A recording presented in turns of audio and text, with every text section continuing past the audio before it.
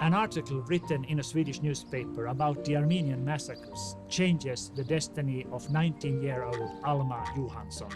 She decides to become a missionary and leave for Turkey. For a family with Protestant background, her decision was welcomed, whereas sailing to a faraway country of ill manners was not understandable, even unacceptable. Before the family could overcome the shock, the girl had already acquired the profession of nurse.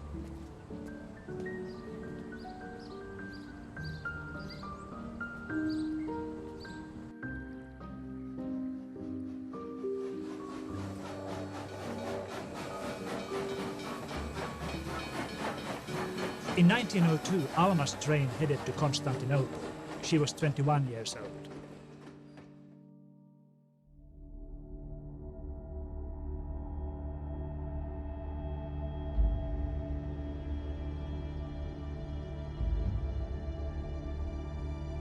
In Asia Minor, where we used to live, no one had the slightest idea about what was happening in the world beyond. That is the reason why the declaration of war in Europe and the draft in Turkey roared like a thunder in a clear sky. Armenian men resembled convicts more than soldiers. As a rule, they were not given arms.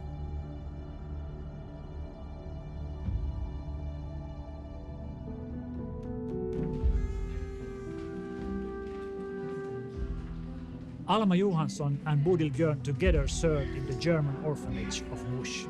One day, a guard knocks on the gate of their orphanage and reads the government order about exiling all the Armenians to Mesopotamia. The request to spare the children is declined.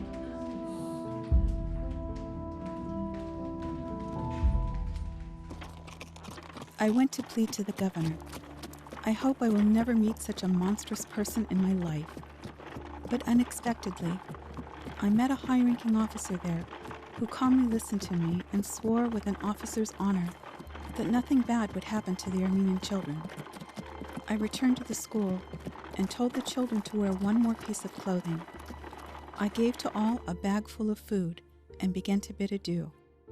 I am unable to describe our parting. I was deprived of the ability to think for several days.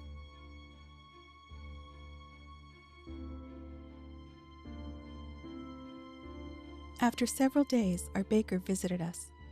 He had seen our priest, teacher Markar, and pharmacist Rupen. When tied with ropes, they were taken to be killed. The rest, about 100 people, were buried alive in a big hole outside the city, or were driven to shut houses and burned alive. A police officer was bragging about being one of those that burned our children. Sitting on the ground, holding my head in horror, it seemed like I was losing my sanity. My children. After all, I loved them like my own children.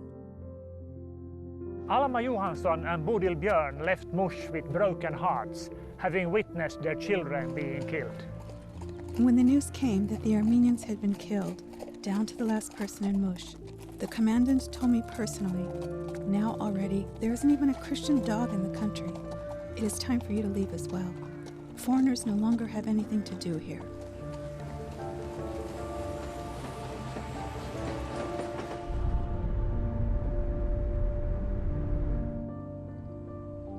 The American Near East Relief Welfare Organization, which operated among the needy of the Near East, offered cooperation to the women's missionary workers, Sweden. Alma Johansson leaves for Saloniki, Greece, with the help of this organization.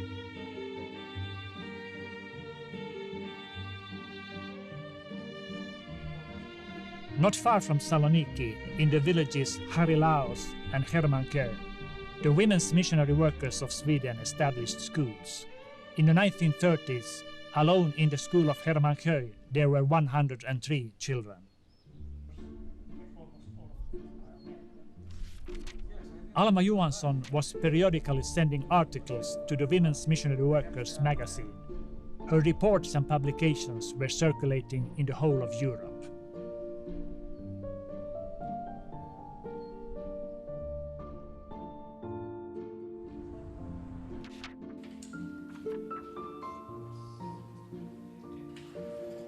The archive of women's missionary workers, kept in the National Archives of Stockholm, is brimful of letters and reports which are signed by Alma. If no testimony about the Armenian genocide was available, these letters alone would be enough.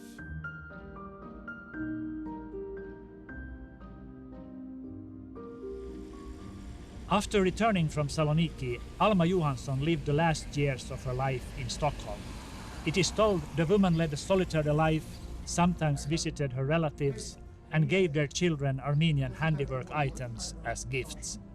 I found a few samples of those in Stockholm, in the house of one of the grandchildren of Alma's sister.